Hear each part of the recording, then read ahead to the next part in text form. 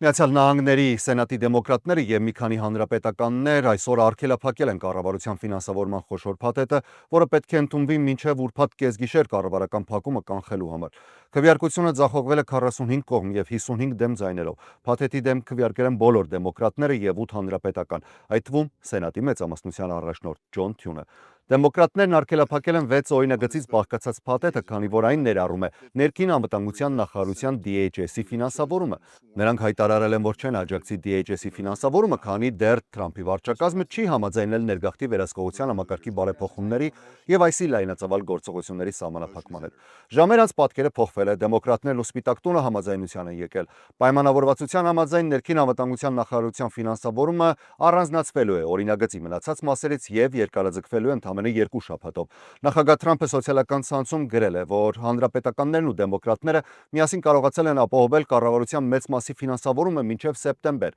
իսկ ներքին անվտանգության նախարարության ներկայիս ֆինանսավորումը կերկարաձգվի ժամանակավորապես։